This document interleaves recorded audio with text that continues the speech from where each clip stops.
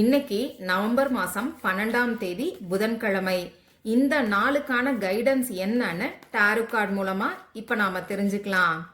இந்த கார்டோட எனர்ஜியோட கனெக்ட் ஆகிறதுக்கு இந்த வீடியோவை லைக் பண்ணிட்டு பாருங்க.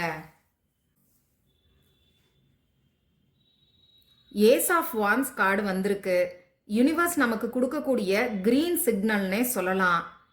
இந்த வீடியோவை பார்க்குறவங்க அநேகமாக ஏதோ ஒரு லாஸை ஃபேஸ் பண்ணியிருப்பீங்க.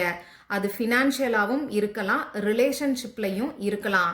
உங்களுக்கு மனக்கவலைகள் அதிகமாக இருக்குன்னு நினைக்கிறேன்.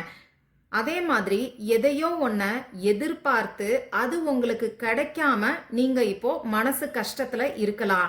கரெக்டான எனக்கு கமெண்ட் பாக்ஸில் சொல்லுங்கள்.